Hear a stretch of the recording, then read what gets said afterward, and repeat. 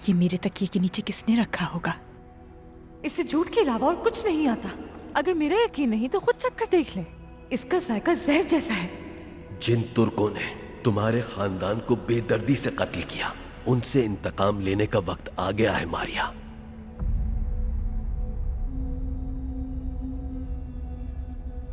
क्या मुझे अंदर आने की इजाजत है?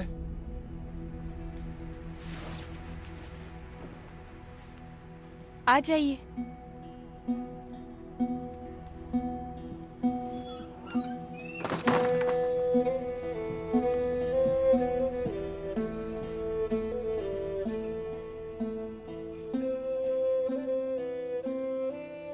जो आंसू तुम बहा रही हो वो इस नमक से कहीं ज्यादा कीमती है मेरी प्यारी बच्ची। मत बहाओ इन्हें।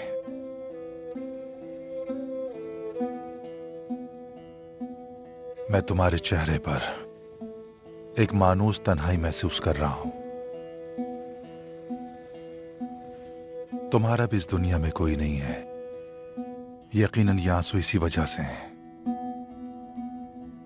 हम दोनों का एक दूसरे के सिवा और कोई नहीं है।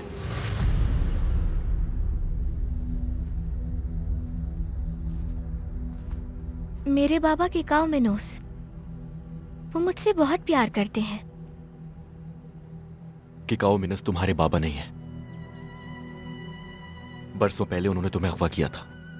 तुम्हारी उम्र उस वक्त 2 साल से ज्यादा थी।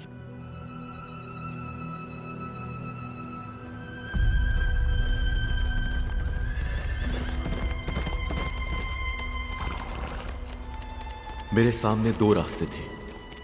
या तो बस्ती में जाकर देखता कि मेरे वालिदैन जी रहे हैं या नहीं, या फिर मैं अगवा करने वालों का पीछा करता। तो मैंने एक मुसलमान तुर्क लड़की को काफिरों के हवाले ना करने का रास्ता चुना।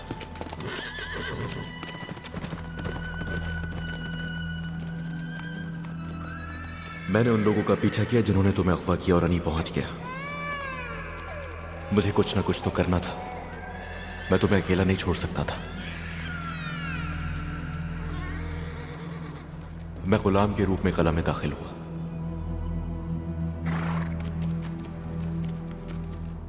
शुक्र है कि किकाओ मिनस ने मुझे मुंतखब किया और फिर मुझे तुम्हारी जिम्मेदारी दे दी। मेरे वालिदैन ने मुझे इतने सालों तक बाज़ंतीनों के पास क्यों छोड़ा? उन्होंने मुझे बचाया क्यों नहीं? किकाओ मिनस ने कत्ल किया था तुम्हारी मां को। और मेरे बाबा? वो जिंदा हैं अब तक, लेकिन वो समझते हैं कि तुम मर चुकी हो।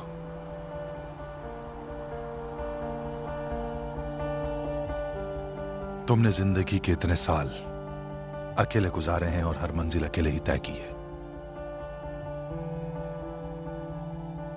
इससे साबित होता है कि तुम एक बहादुर और शेर दिल बच्ची हो। तुम्हें मालूम था कि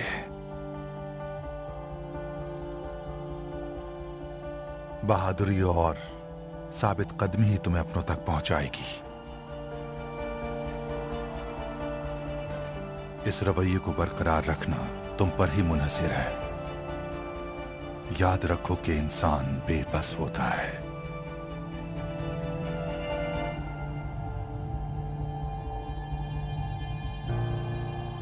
याद रखो कि इंसान बेबस होता है।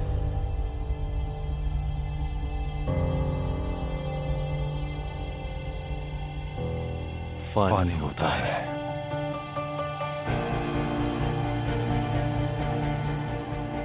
हम अगले लम्हे से भी लाइल्म हैं।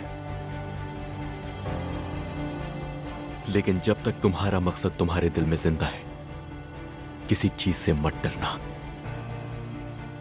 और तुम्हारी जिंदगी का वही मकसद तुम्हें आगे बढ़ने की हिम्मत देगा। तुम्हारे बाबा ने मुझसे ये सब कहा था जब मैं बहुत ज्यादा परेशान था। अगर किसी दिन मुझे मेरे बाबा मिल गए तो? मेरी बात गौर से सुनो। अगर तुम उन्हें ढूंढ भी लो तो उन्हें तब तक बाबा मत कहना जब तक वासपुरा खाना साथ ना हो जाए। मत कहना कि उनकी बेटी हो। मत कहना मैं जिंदा हूं, क्योंकि वासपुरा खान की आजादी अब तुम्हारा मकसद है। बाप अपने बच्चे को खतरे में नहीं देख सकता, वो बच्चे की मुश्किलात बर्दाश्त नहीं कर सकता। वो तुम्हें उन कामों से रोकेगा जो तुम्हारी जिंदगी का अव्वलीन मकसद है। और अगर मैं खुद को ना रोक पाई तो? तुम्हें रोकना होगा और तुम ये कर सकती हो। हम दोनों की जिंदगी का अब एक ही मकसद है और उस एक मकसद के लिए हम अपनी जान और जज्बात दोनों को कुर्बान कर सकते हैं कि कौमिनस की बेटी यानी अपनी मां के कातिल की बेटी के तौर पर बड़ी होगी, लेकिन अपने इंतकाम को कभी नहीं भूलोगी।